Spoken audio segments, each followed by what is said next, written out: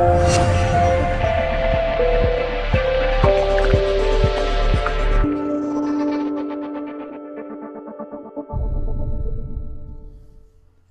hello and welcome to another episode of Wired for Success TV. I am Beryl Thomas and with me is my co-host Melanie Gabriel. Say hi, Mel. Hi everyone. So Mel and me, like I'm sure most of you watching and listening, do our very best to eat healthily, but sometimes we're just not that great. I personally need a bit of motivation, and it does help to hear of some of the amazing health benefits of eating well. Consequently, we track down those people who we think can inspire us, and Peter Pure is somebody that we have tracked down and trapped today to talk to us. Peter is an honorary member of both the Complementary Medical Association and the British Holistic Medical Association, as well as the British Longevity Society and Calorie Restriction Society. Lush Salads is a book penned by him which shares how to turn your life around just one salad at a time. Interesting to me and Mel is that he was a speaker at the Geneva Anti-Aging Medical Conference and the British Longevity Society. So what does Peter do for people? Well, he tells us that people can gain up to 3 to 5 more hours of energy every day, and that's pretty amazing. Some of his clients have lost up to 28 kilos of excess flab and kept it off. They've got rid of headaches, coughs, colds, flu permanently. All kinds of skin complaints they've been able to say goodbye to. And this is interesting, improve their eyesight to the point where they need weaker glasses. All kinds of health issues have disappeared for them. Plus they've got increased intelligence, so I'm keen to learn about that one, and managed to ditch all kinds of dangerous drugs. And also put on a bit of muscle if that's what you're interested in. And this is a good one, turning greying hair back to its original pigment.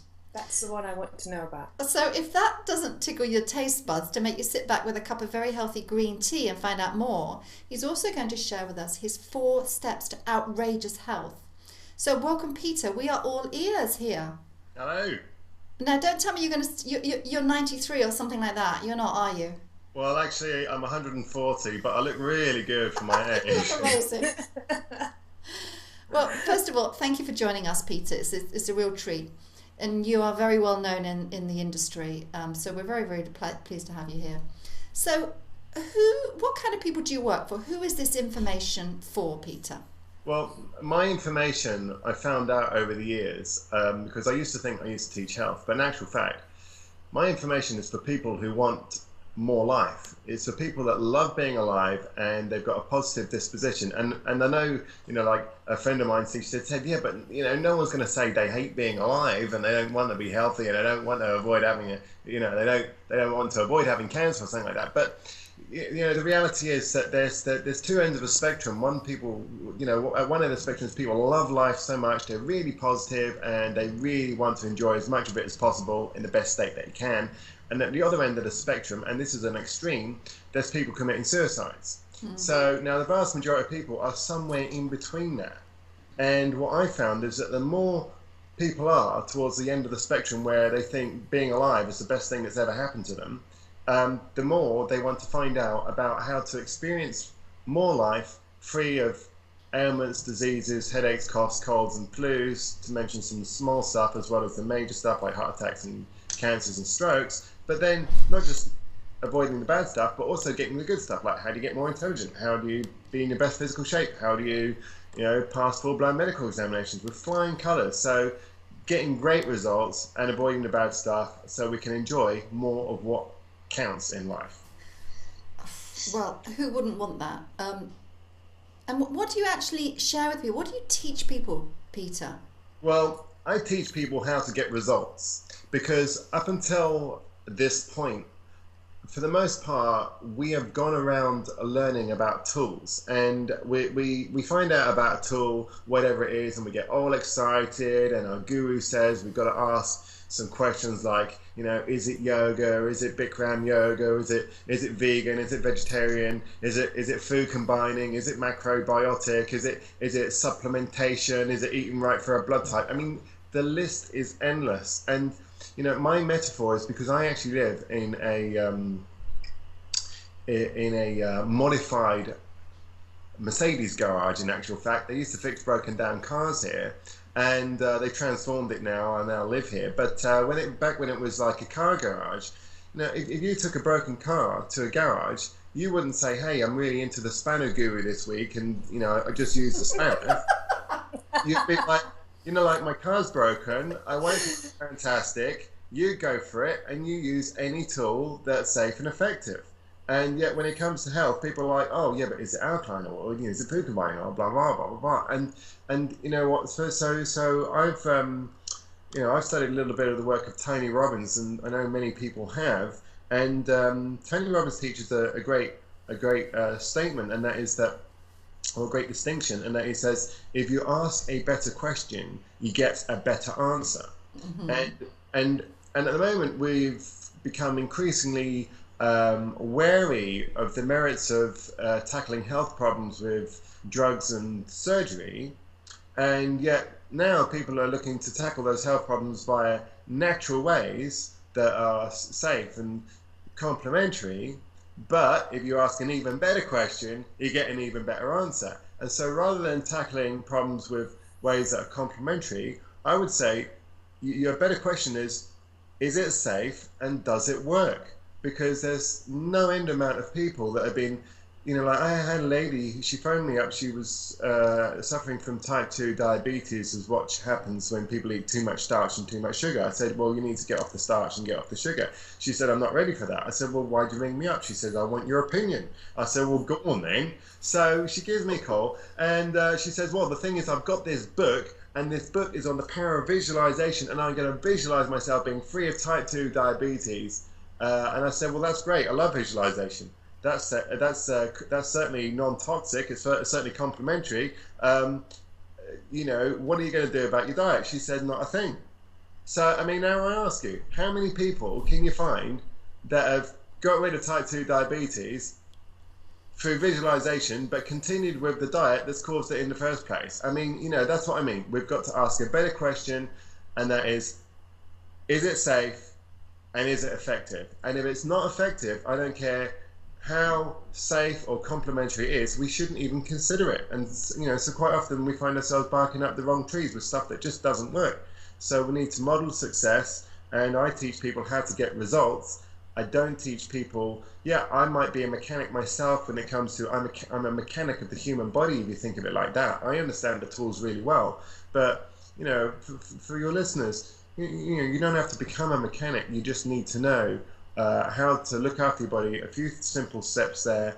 And then the other thing is that, if you want to make a change, focus on the result that you want rather than the methodology. Because you might be focused on a methodology which has never been proven to work ever. That you might be chasing after alleviating symptoms, and with that you can chase after symptom alleviation just as well through complementary approaches as you can through surgical approaches and medical approaches. And what I teach is that the thing is, as long as you're symptom chasing, however you go after it, you're never going to deal with what has caused the problem in the first place.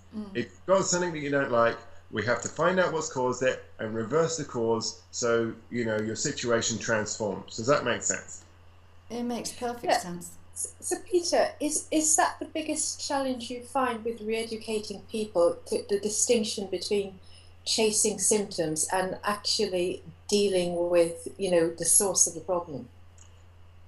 Well, I guess many of the things that we're going to be talking about on this interview is going to be some of the things where I start with a brand new person, someone who's brand new to my information.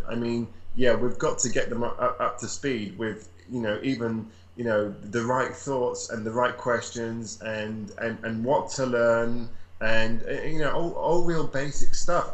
I'll give you an example, right?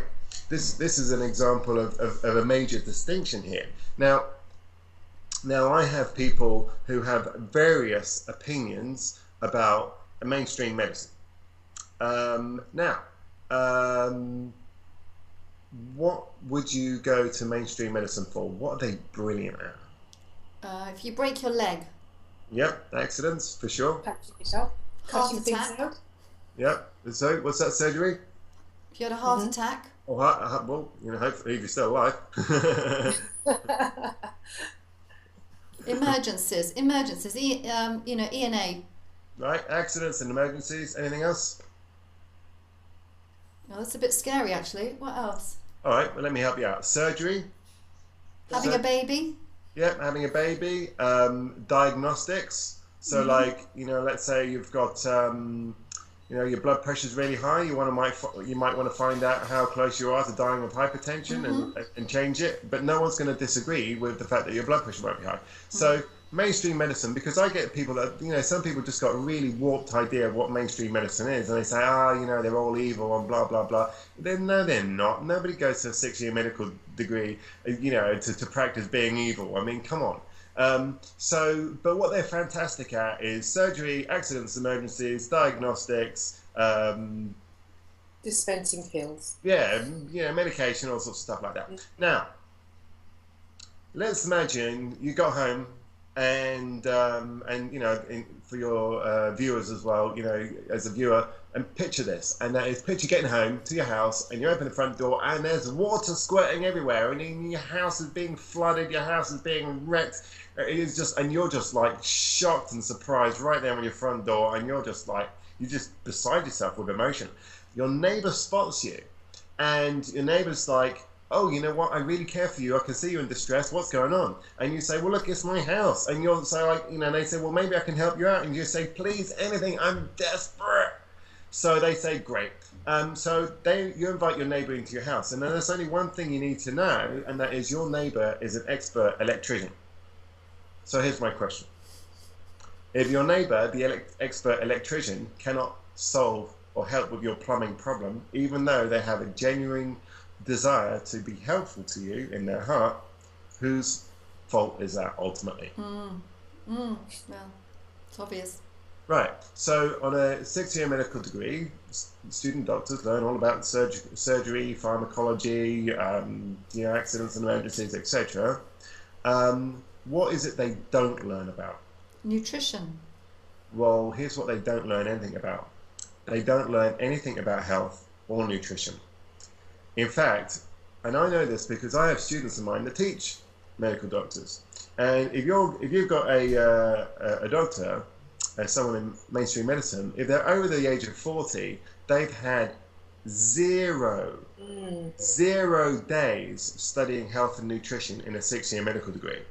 Now, if they're under the age of 30, they might have had as much as 3 days. 3 days in 6 years. And, they don't learn anything that I would teach. They don't learn anything useful. They learn brown bread's better than white bread, low fat's better than high fat, white meat's better than red meat, take some plastic vitamin C occasionally. It's like nothing really that's going to make any difference.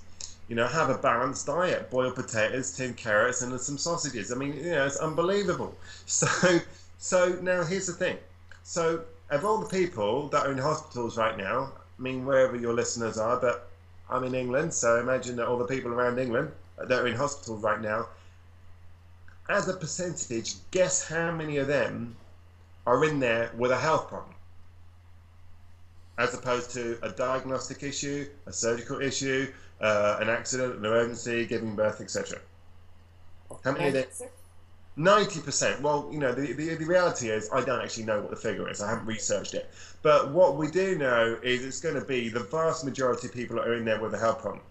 So here's my point. This is where we have to start with the learning, and that is that where else in our life would we be so stupid as to ask someone for help with something which is completely out of sight of their skill set and education. I mean, if we had an electrical problem, we wouldn't say, "Oh my God, I must ring up my local solicitor," would we? No. You're right. How badly we're conditioned. But when it comes to health, people, they realize they've got a health problem, and so then they go to people who are fantastic if you use them for what they're brilliant at. But if you ask them for help with your health problems or solutions, you're asking people who genuinely want to help. These are caring people, but they just don't have any training whatsoever. Now, whose fault is that? obviously it's your fault, because if you've got a health problem, you need to see a health expert, not a, not an accident and emergency expert, and the thing is, they do their best, but people are barking up the wrong tree, and that's what I'm saying. Where else would someone be so stupid as to ask, if you had a legal issue, you wouldn't go and speak to your local car mechanic, would you? You're So, right. so, and this is where, this is kind of where we've got to start, because, and the thing is, now my uncle, I have an uncle that married into the family, and he was a really bright, intelligent guy. I mean, he was high up in IBM, very intelligent guy. He did very well financially as a process of, his abilities and skills in the marketplace. And woke up one day, had a headache. Doctor sent him to have a scan, found out he had a tumor in his brain, a cancerous tumor in his brain. Now, myself and my mum and sister were saying, hey, Jan, why don't you take responsibility for your health and learn how to take charge of your health? Because it sounds like this is a health problem, and it's probably not a giving birth problem. It's not an accident or emergency. It's not a diagnostic issue. You might be barking up the wrong tree with mainstream medicine. And what he said to us was, well, you know what? I'm really skeptical. And he said a line that I hear a lot of people say, and they say, well, if the doctors don't know, then how can anybody know? Yeah. Excuse me.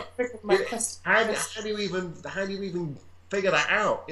Let me run that by you one more time. If the doctor doesn't know anything about health, and they've never studied a single day on health and nutrition, how does anybody know? I mean, my God. I mean, we've got to start asking ourselves better questions here. If we have a health problem, we've got to understand what the health problem is, which is where the mainstream medical profession can help out with diagnostics and measuring stuff. And then we've got to take charge of our health and become responsible and find out what we can do to change. When we look at the fact that there's 500,000 people every year dying in Great Britain, now what do you imagine that they might be dying of? Golly. Problems. Well, I tell you what they're dying of. They're dying of what's talked about in medicine. It's a phrase called chronic degenerative diseases. And what that means is all the boring stuff you've all heard about: cancer, stroke, diabetes, osteoporosis, Alzheimer's, Parkinson's, heart attack, heart disease, etc. Okay? Now, imagine that you were sitting on a train. And you're sitting on the train, and the lady sitting next to you, she was suffering from the whole lot. She had cancer, diabetes, osteoporosis, stroke, everything, right? Heart disease, heart attack, everything, all going on simultaneously. Now, here's my question. Would you be concerned about catching it? Gosh. Right. So that looks like a no.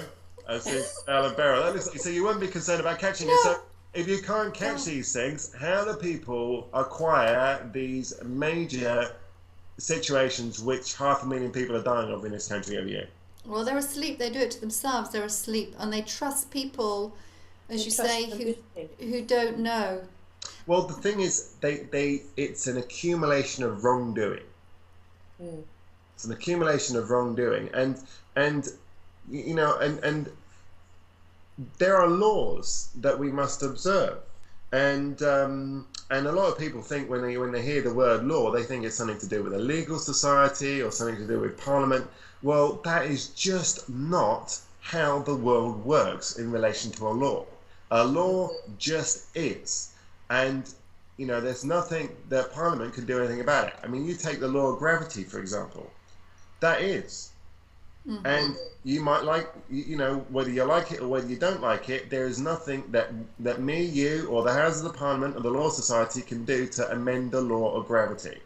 And so how the world works is that at the top of the game, there's God, or whatever you want to call it. Different people call it different names. Allah, Mother Nature, Universal Spirit, whatever you want to call it. We've got creation at the top.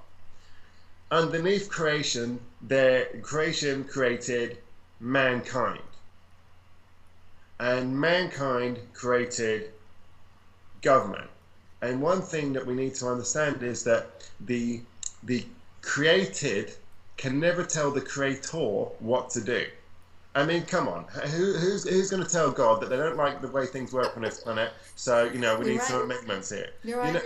It's not even possible, is it? And so the thing is, there are laws of gravity, and there are also laws of health, and there are laws of cancer. And imagine if we was to stand outside of a supermarket, and I said, had a clipboard, and I said, well, hello, ladies, breast cancer is really popular with women these days.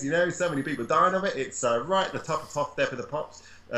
Top of the pops with the Office of National Statistics here in London. All the women's favourite. Can I put you down for some? Well, Put like that. What about heart attack? Everyone loves a heart attack. It's like the biggest killer in the United Kingdom. I mean, it's like, heart attack is the rage. You got to be keeping up with the Joneses. They're doing it. You might as well do it. Can I put you down?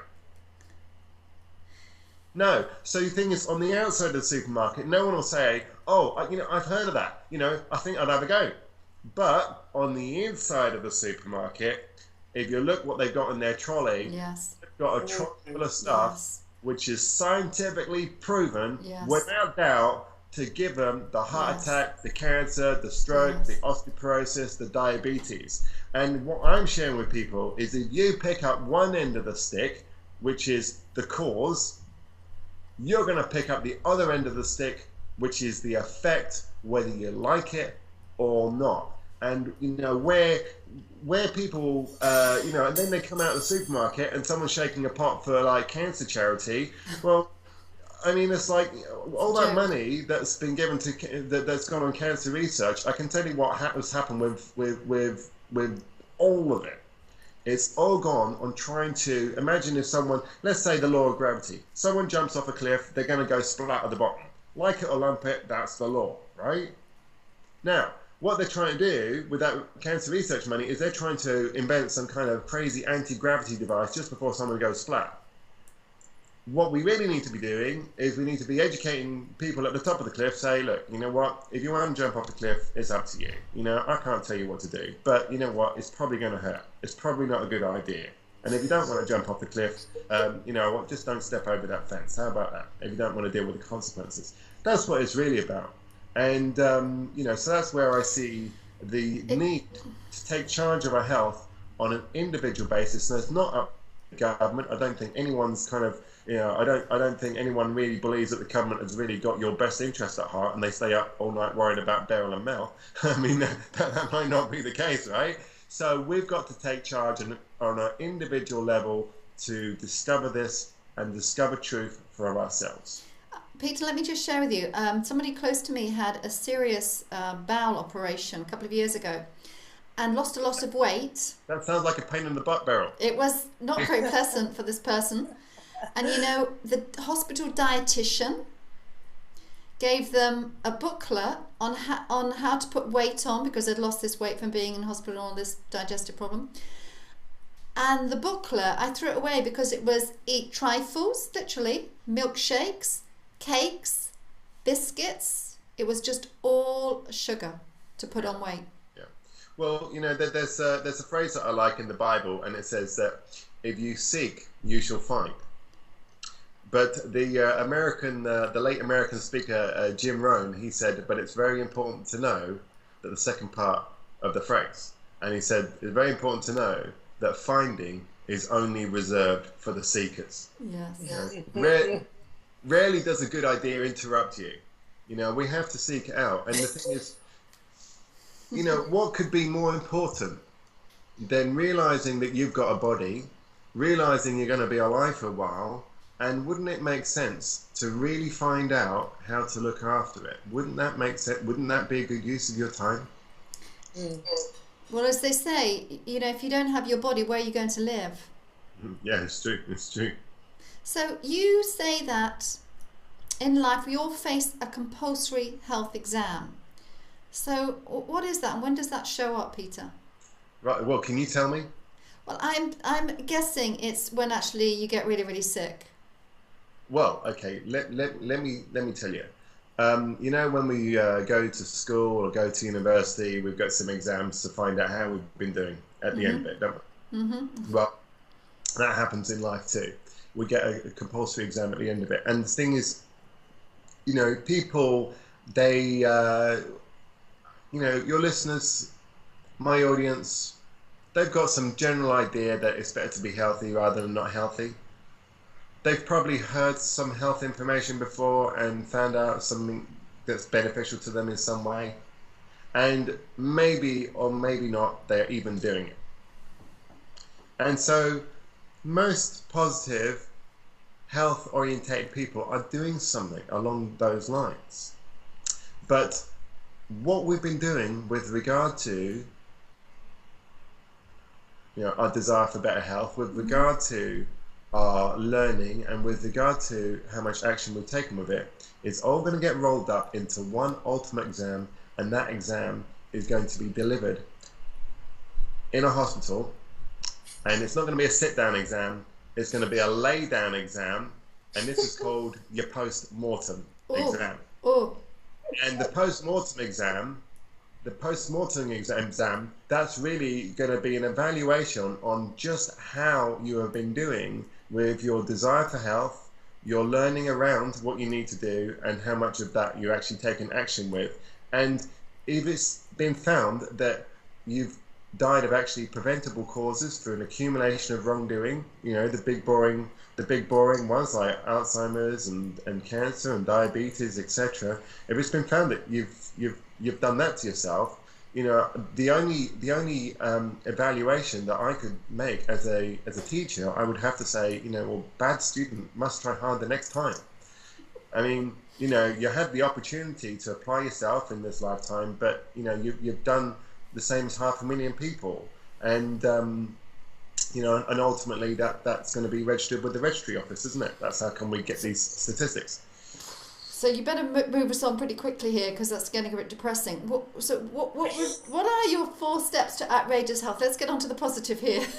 So the 4 steps to outrageous health. Okay, number 1, decide on what you want. Decide on what your outcome is. So, like, for example, we just talked about people dying of heart disease, cancer, stroke. Have you actually made a decision not to do heart disease, cancer, stroke as long as you live?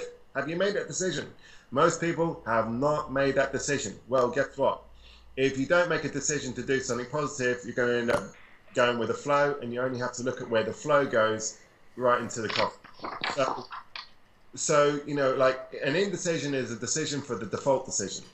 That's the problem. So we've got to decide on what we want in the first place, because the thing is, if you don't stand for something, it's very easy to fall for anything. You might fall for things that are going to cause you to have cancer because you haven't set your internal compass on the direction that you're heading towards a bright, healthy life. So number 1 is outcome. Now, I'll have about 50% of the audience, they'll strike out just at step number 1. These 4 steps I'm about to share with you, this is the 4 steps that you would need to focus on if you wanted to be measurably one person in a million when it comes to your health. So we could quantifiably say, wow, Beryl, you're 1 in a million. There's 999,999 people. They're not even close to being as ridiculously healthy as you. What's going on? So number 1, you got to decide on what you want. Myself, my personal decision, what works for me is I've decided that being alive is the best thing that's ever happened to me. I think it's way better than death. And and since I'm really enjoying being alive and I'm enjoying the experience greatly, I want to live as long as I possibly can with all my faculties intact, being as youthful as I possibly can, and having everything functioning really well with my brain, emotionally, mentally, physically, energetically, sexually, with my memory, my neurotransmitters, having everything firing on all cylinders, and avoid all ailments and diseases as much as I possibly can. That's my personal outcome. Now, obviously, I am 1 in a million because nobody can really state that, can they? No, I ask people, what's your outcome with your health? They're like, yeah, well, I don't think, you don't really have one. Well, guess what? If you don't stand for something, you'll fall for anything. Great. Yeah. So the first thing is we've got to work on what it is that we do actually want. Step number 2. Let's imagine I came home to your house and you said, well, I don't want to have cancer. I don't want to have a heart attack. Because most people are doing that, and I've decided, I've weighed it all out. I've weighed the pros and the cons, and overall, I've come to the conclusion it's probably not for me, right? So then, let's say you came to that conclusion, and you know what the thing is, I know I try and make it fun, but it's life or death stuff here. But I don't really think that dying's that bad. I believe in the afterlife, so I think it's all a big game myself. But it's a game that has a lot of pain and has a lot of joy attached to it for doing things right and doing things wrong. That's how I see it. So okay, so you say, okay, so you decided that you're never going to do cancer, you're never going to do heart attacks so long as you live. Great. If I was to come home to your house and carefully review your educational materials, would I find in your educational materials the promise of the result? Or would I find some kind of information about some silly tool like macrobiotics or food combining or veganism or blah, blah, blah, blah, blah? Not that there's anything wrong with the tool-based learning. It's just that it's not necessarily going to give you the result that you want. And I'm talking about, could I find some great educational material that says, well, if you just follow steps 1 to 20, you'll never have cancer. Just do steps 1 to 25 and your heart will be, younger than a 14-year-old. If you just do steps, 1 to 7, you'll never have Alzheimer's. Just follow that and it'll all be good. Could I find that promise of a result and just a coherent action plan which is viable? Well, obviously, now we've got like 100% of the audience, they've been on the complete strikeout just at stage number 2. So step number 1 is decide on what you want. What is your outcome? Step number 2 is make sure you have the education to get what you want. Step number 3. Now I live just very near Regent's Park, and across Regent's Park from where I live on the north side, is Baker Street, home of Sherlock Holmes, the great detective. Now let's imagine I hired Sherlock Holmes and Dr. Watson to spy on you for a month without you knowing. And at the end of that month, Sherlock is going to tell me exactly what you've been doing with your exercise, with your goals in life and your stress reduction and your protection from electromagnetic smog and your detoxification protocols to get 700 crazy man-made chemicals out of your blood every day. You're going to tell me about your nutrition. You're going to tell me about your attitude and report back to me all completely unawares to you. Would I be so convinced at the end of the month, based upon Sherlock's report, that you are for sure on track to never get heart disease, cancer, or stroke so long as you live based upon your actions? Would I be convinced? No comment. Right. Well, obviously, now you've got people saying, well, I kind of do a couple of good things. Well, here's something I'm going to take. This is a note of learning. Unfortunately, doing what's good is not good enough. People think, oh, well, I play a bit of tennis and eat a carrot sometimes. Well, that is good.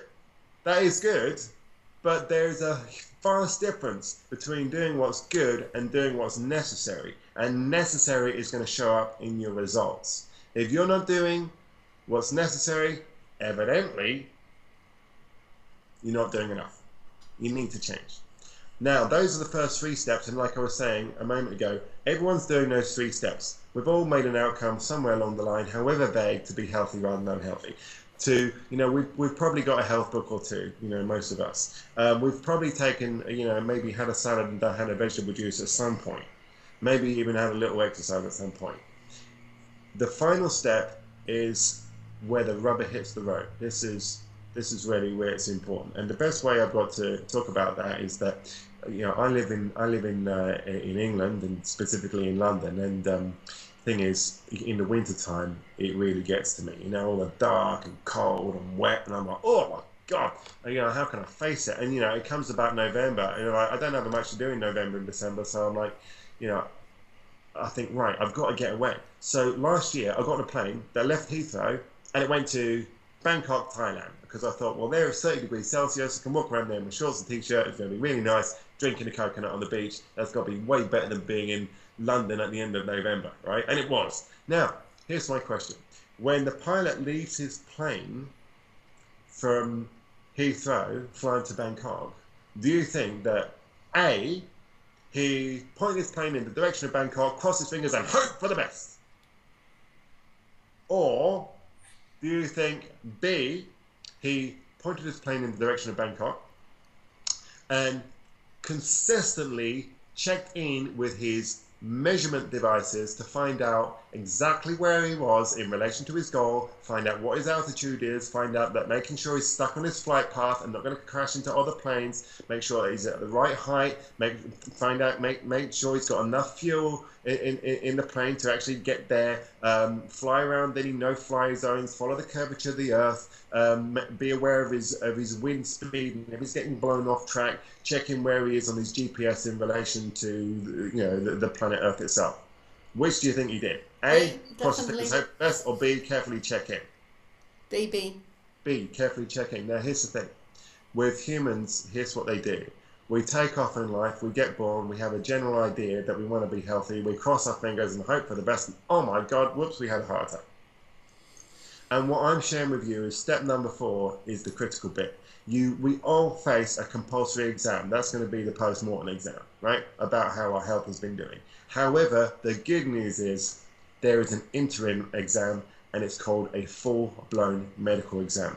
And what the full-blown medical exam allows us to do is it allows us to check how things are going, to see if we are on track with our goal, and if we are not on track, it's an opportunity for us to change, because evidently, based upon our outcome and our education and our action, we are not doing what's necessary. We might have been doing what's good, but we're not doing what's necessary, and it's showing up on a medical exam. And the only last thing that your listeners need to know about that is all of mainstream medicine, all of doctors, doesn't matter who they are, they use laboratories to do blood work. Laboratories come up with this thing called range. What range means is that they test a load of people of your sex and your age, and they say, well, these people, they don't have any crazy disease right now, so they're in range. They have the absence of disease. And so when you come up within the same parameters as other people of your age and sex without disease, then that shows up in a little on some numbers on a little graph. And the doctor looks at those numbers and says, "Oh, you're in range." You'll even hear them say this: "You're in range. You're fine."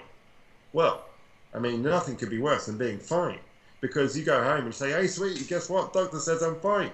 You know what? I'm in range. I am exactly in the same position as 500,000 people that are dying of heart disease, cancer, and stroke, who are absolutely average, and I'm on track. Well, let me share with you something. I'm not interested in being fine. I'm not interested in being average. I'm not interested in being range. I'm only interested in one thing. I'm interested in being exceptional. And what I do with my anti-aging medical doctor friends is what we talk about and discuss is not what presents average, because I don't want average health. I don't want to have prostate cancer. I don't want to have a heart attack. We discuss what constitutes exceptional, and so what are the figures for people that never have a heart attack? What are the figures for people that are, have amazing brain functioning, even up until the age of 100? And that's the figures that I want to be, not the average crap. Does that make sense? Yeah, so we have to, full-blown medical exam to evaluate where we are, but make sure you need to run it through either myself, and I work with an incredible doctor here in London where we do the medical exams together, or you have to work with, one of the supreme elite anti-aging medical doctors on the planet, and there's generally 1 or 2 in every country in the world. So let me stop you there. So tell me just a little bit about that. Your clients, they have a blood test, and you will give them some results that tell them how close to exceptional they are, which is probably not very close. Well, okay. Let's get back into the plane metaphor, for example. Now, let's imagine we was to do a pilot's exam to be a pilot, to get a pilot's license this afternoon. What are your chances of realistically passing your pilot's exam to get your license this afternoon if you have never studied for it? None. 0, isn't it? I mean, now the thing is, and I know you get some people say, well, I just want to see how bad I am. Well, okay, but, the thing is, yes, a lot of us have got health books, but if you haven't been studying how to pass full-blown medical examinations and measurably and quantifiably be exceptional in all areas of your health. And what I mean by that is, like ladies get osteoporosis, so you might want to find out what your bone density is. You might want to find out how your processing speed of your brain is, because we don't want, an operating system that just keeps on crashing when we can't remember where we put our keys. Find out how old your heart is and see if you've been, on your way to a heart attack or heart disease. Find out about your enzymes that pertain to longevity and disease remission and avoidance. Find out where all your vitamins are. Find out where all your minerals are. Find out where your antioxidant enzymes are. You might want to find out how your what else is there? You want to find out how your rate of cellular aging is doing. Are your cells aging way too old? You might want to do something about that. You might want to find out how you're getting on with producing cellular energy. How much poisons you got in the blood with relation to how much radiation, how many crazy chemicals you got in the blood. You might want to take some of them out. Like for example, now a doctor friend of mine, what he does is he does breast thermal imagery, and with breast thermal imagery, a lady can find out whether she's heading towards breast cancer 6 to 10 years before it will ever get picked up on a mammogram, which is the standard breast screening. Okay. So just let me ask you there. So because that kind of brings up a little bit of fear in me at the thought of that, but. Presumably then, you intercept then and you know the steps that woman needs to take to avoid getting to that place. Yeah, well, I mean, the first thing is, so for example, recently we've had high-profile Angelina Jolie remove her breast because of a state of fear. Well, people are amazed that I have celebrity clients. Well, guess what? Celebrities, just because they're good at singing or acting, it doesn't mean they're a superstar when it comes to their health.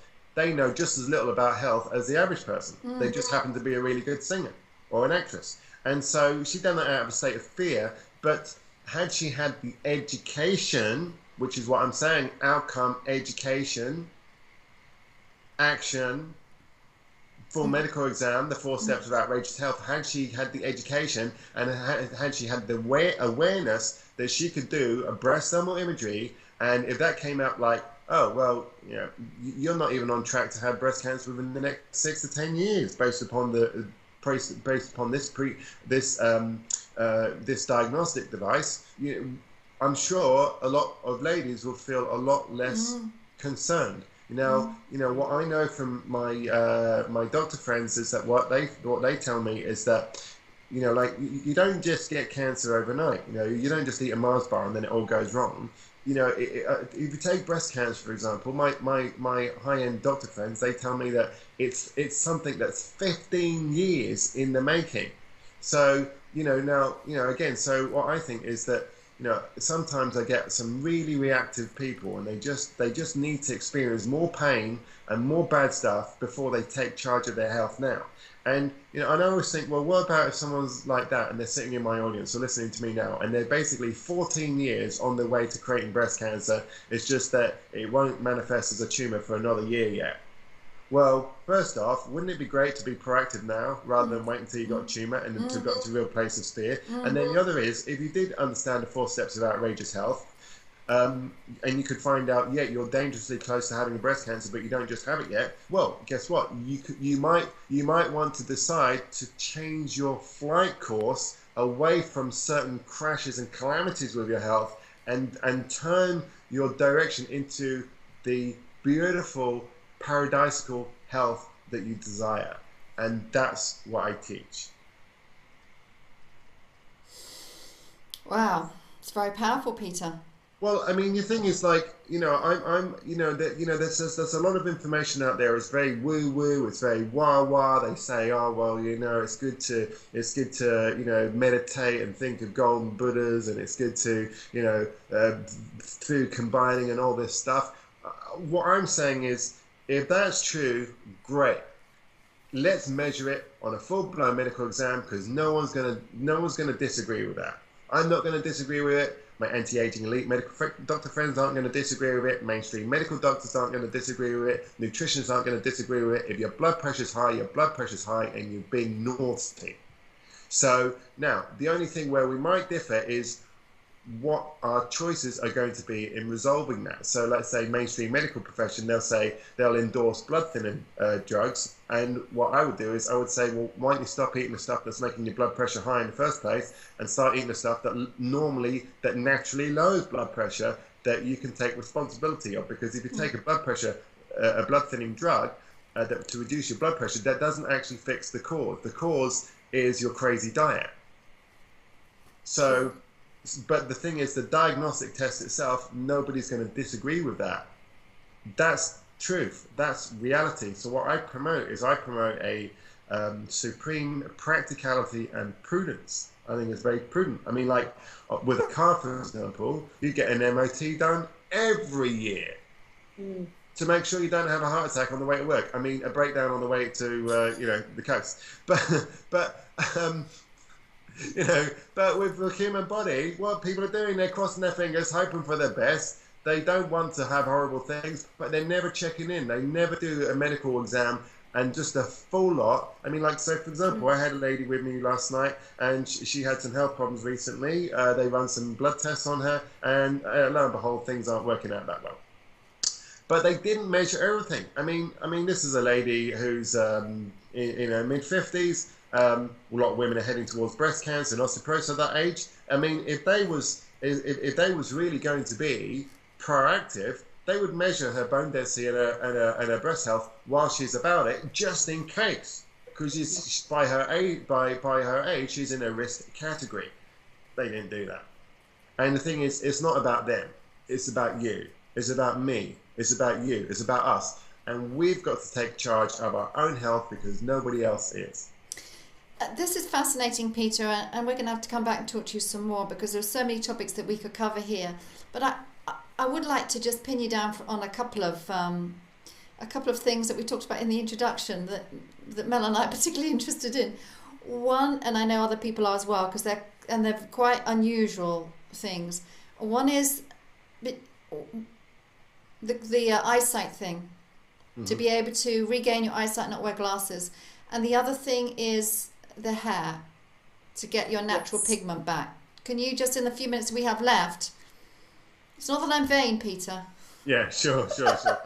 All right, so do you want to start with eyesight or hair? Yeah, go to the eyesight. Because Mel and I have both been working on it, not without huge success, but we've been working on it. Okay, so now first off, I'll rephrase this with there are a heck of a lot of things that can go wrong with the eyes. The major cause of eye deterioration is people eating starches and sugars. This is, if you imagine, if you have an egg and it could be born into a nice little bird, but instead of allowing it to be born into a little bird, you boil it, you hard boil the egg. Essentially, this is what eating starches and sugars do to our eyeballs, and the process is called glycation. It's an irreversible bonding of proteins in our eyes to sugars. Now, it happens throughout our entire body, but when we look at eyesight deterioration, it's basically because you are what you eat. If you eat starch that's been cooked, if you eat rice that's been cooked, and bread that's been cooked, and cakes that's been cooked, guess what? You're going to be cooked. And cooked eyeballs are very much like cooked eggs, completely dysfunctional. You can't operate them. There's no beauty in them. There's no joy. And and as I say, I could go into the science, but that's just keeping it as simple as possible. So that's the number one problem. So for that reason, I eat as little starch as I possibly can get away with. It might be just a little bit of cake on my birthday. Apart from that, I'm not touching starch for the year. So, or grains. Sorry, does this include the natural sugars you get in fruit as well? Well, the thing is, if you eat too many bananas, you go a bit bananas, don't you? So, if you eat too many plums, you go plum crazy, and you might even get a bit fruity. So, or you might get nutty as a fruitcake. So, the reality is that what happens is sugar, it makes us a bit crazy. And whilst fruit is very healthy, there is such a thing as eating too much sweet fruit. So I prefer to eat the non-sweet fruit like cucumbers and tomatoes and grapefruits, and I also like slightly off-season watermelon because they're not that sweet. So I like to eat the non-sweet fruit, personally. So I'm a bit concerned because you said there's no going back. Once they're hard-boiled, and yet on the other hand, you said you can improve your eyesight. Well, first off, that's what I'm sharing with you. Is that's the major issue. that's the number one issue behind why people's eyesight is deterioration and blindness. Now let's talk about, now there's other things, as I say, there's plenty of things going on with the eye. So I'm just saying what I'm sharing with you is not waving a magical wand here. But let's say you go to mainstream medicine, go to a doctor and you say, hey, my eyesight's not working that well. What are they going to say? They're going to say, get out of here, go see the optician. The optician's going to measure how badly your eyesight is performing and give you prescriptive corrective lenses. Here's my question. Who is going to measure your blood levels for the pigment of vision? Nobody. What I'm talking about, being comprehensive about a full-blown medical exam. You know, whilst that might not necessarily be life-threatening, I think it's important to go through life seeing. And we have to realize that our eyesight is based upon pigments of vision. The number one pigment of vision is something, it's a carotenoid. There's hundreds of types of carotenoids, but the number one pigment of vision is a carotenoid called zeaxanthin. Now, zeaxanthin, you get a tiny amount of that in green leaves, and you get a massive, reliable amount of it in goji berries. So what I've done is I've had like a small handful of goji berries, or maybe like a dessert spoon of goji berries every day. I just put it in my blender, blend it into my smoothie. I just find it easier that way. I don't really like eating dried fruit. I find them too sweet and too sticky. But if I blend it in my smoothie, I find it much easier because that way I just drink it and it sweetens up my drink a little bit. So that's how I end up with optimal levels of zeaxanthin. And what I found out is, as I was saying, there's many reasons why people's eyesight has deteriorated with age, and it's not just one, one problem, one solution kind of a deal. However, having said that, a major reason why people's eyesight could be underperforming is because they've got a chronic lack of the pigment zeaxanthin in their blood, and you won't even have to get it measured. If you haven't been eating any goji berries or any significant quantity of green leaves, and I mean a massive great big green salad at least at the bare minimum every day, then you're highly likely to have a blood deficiency, a measurable blood deficiency of zeaxanthin. That's going to be impacting on your eyesight. Now, the other thing is, it's not like you can just keep on eating goji berries and end up with like Superman or Wonder Woman X-ray vision. That really isn't the case. The case is, what I've seen with my students is that eyesight can improve to the extent that you've got a zeaxanthin deficiency. And once you've corrected your zeaxanthin deficiency, you would have improved your eyesight a little bit. I've seen many people needing to get weaker glasses or weaker contact lenses, or they're very weak to start off with, maybe do away with them completely. But as I say, that's one strategy. There are other strategies to do with the eyesight, but that's the one where I like to start because it's a simple one. Sure. So now the hair then. Hair. All right. So let's imagine that you get stressed out. Let's say you get stressed out. What color is your hair going to turn? White. White. Okay. Or grey. Okay. Now, so your hair turns white or grey, and what nutrients get burnt out massively when you get stressed out? B vitamins. B vitamins. Right. Okay. So, and also vitamin C. So, if stress burns out B vitamins, and we're all under a colossal amount of stress right now, because even if we live a very peaceful life, you've got to remember, there's been 2,000 nuclear explosions in the last 60 years. We're breathing in a tremendous amount of radiation right now. That is stress for our body. We've probably got about 40 mobile phone masts that our brain is picking up right now. Yeah. Our body perceives that as stress. So even if you think you're relatively calm, there's external stresses. And so let's just think this through. So if you get stressed out, you burn up a crazy amount of B complex vitamins. Now here's the question: what about if you was to have an excess amount of B complex vitamins? Then what color would your hair turn? Oh, nice normal color. Yeah, exactly. Now there's only one caveat to that, and that is that they've got to be the real thing. You've got to take in the real B complex, and by B complex we're always talking about B1, B2, B3 and B6. So for example, now if you go to a health food shop and you pick up a packet of B complex tablets, guess what they're made of? They're artificial, aren't they? Yeah, sorry? Are we saying that they're artificial, they're not the real thing?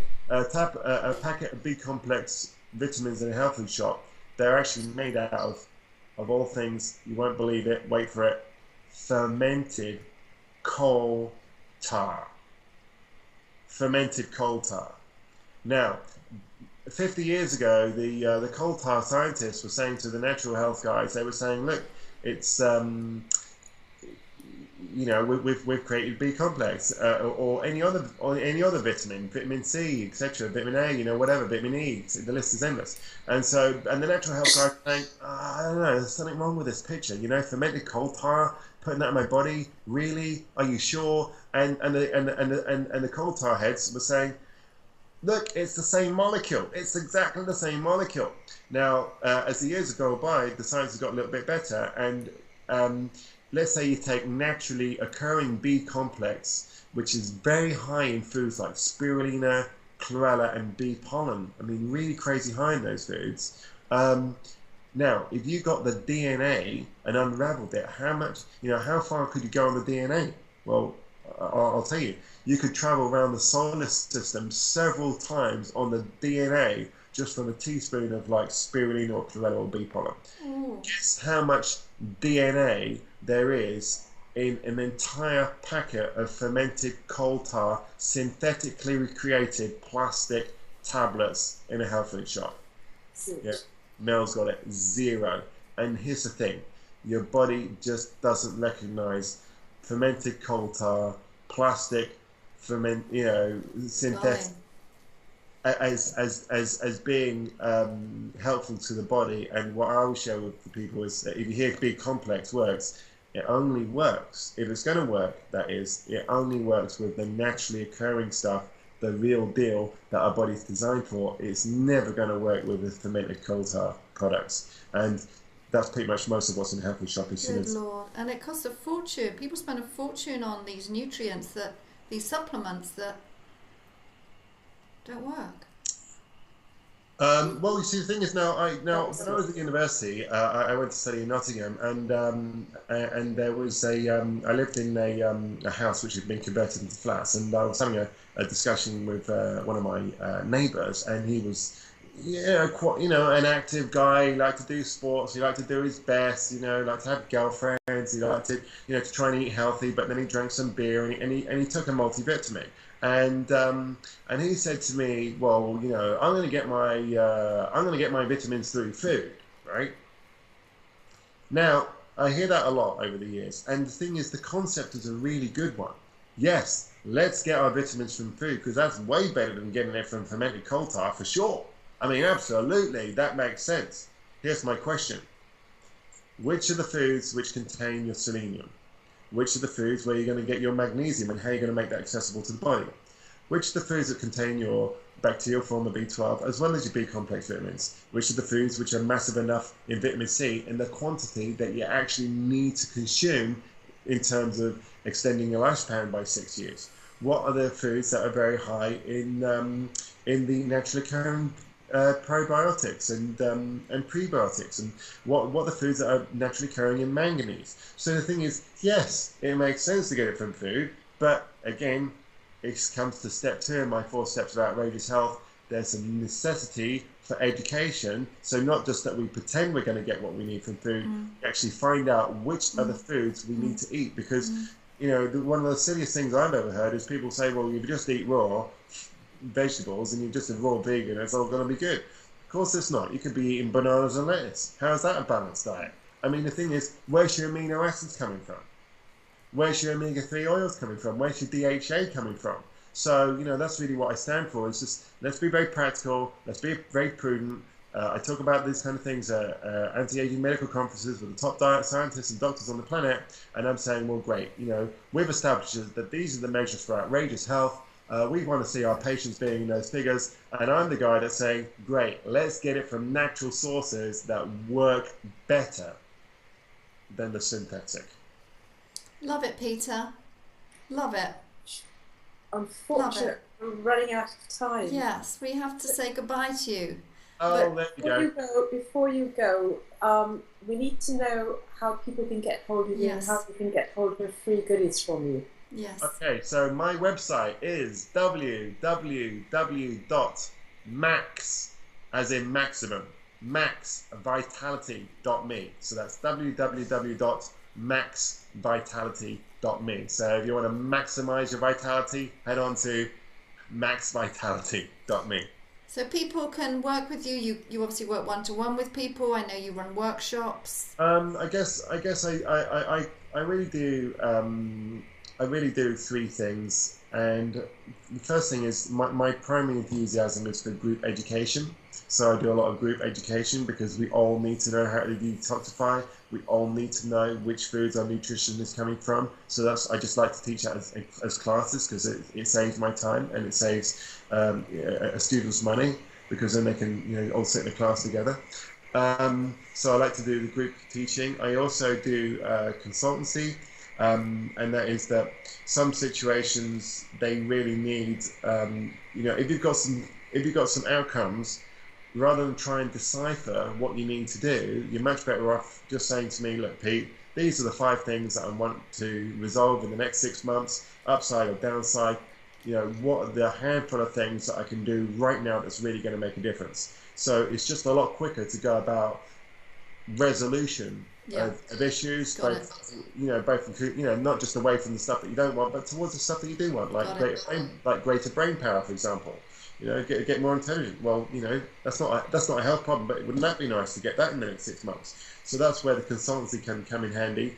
And then what's really hilarious, and you won't believe this, but I've been teaching health for now 8 years now to over 10,000 people, and can you imagine that during all those years with all those people, every now and again I get a real kind of bright, sparky individual, and they say, "Oh, but Pete, I'm amazing. I eat organic carrots and I go to the gym. I must be phenomenal. I'm singing off your hymn sheet already." And I'm saying, if you believe you're amazing, now's the time to do a full-blown medical exam, and then you can check it in with me and the doctor that I work with, and we will assess that. And we will evaluate that for excellence rather than being average or fine or being in range and heading towards disease-free age. We're going to sort that out for excellence. And I'm going to tell you all the areas where you're going wrong and where and what you need to change. And then you can get serious about learning from me, right? Because some people, they just need to see how bad it is before they get off their rusty duck. You're right. The thing is, so now the vast majority of people, they're going to say, you know what, I'm a proactive person. I understand the value of education. Some people let's just do a full-blown medical exam, see how bad it is, get shocked off their chair with disbelief when they find out they're just about to die of a heart attack next week, then get serious. Either is fine. Thank you, Peter. Good advice. And you're on Facebook, you're on Twitter, people can find you. Yeah, I don't really do Twitter much. I guess I'm not kind of, I'm a bit old school. It shows my age, doesn't it? But the best way of communicating with me is through my website, maxvitality.me. You can enter your email address there, get a whole pile of free goodies, and I'll send you emails inviting you to free talks. And today I've just been recording a video this morning teaching people about how being overweight is actually a sign of extreme starvation. So, I want to talk about that, but we ran out of time. Come back and talk to us, Peter. Head over to my website, put your email address in, and that's coming out next week. You can queue yourself up for watching that video next week. Thank you, Peter. Excellent. All right. Okay, so thank you so much, Peter. Just a word to the audience that they can leave a comment on this interview. They can do that on our site. They can do that on YouTube, and also subscribe. Also, they can listen to this on iTunes podcast, and please also subscribe. We're also on social media, Wired for Success TV, both Facebook and Twitter, and please do share this with your friends. So, sorry it's all such a rush, folks, but we must say goodbye. Thank you so much, Peter. Thanks, Peter, and come back. To have you back again soon. Please. And I'm really interested in coming to one of your free talks, so I'm sure we'll meet you in the flesh sometime very soon. Sure. You take care, Peter. Thank you.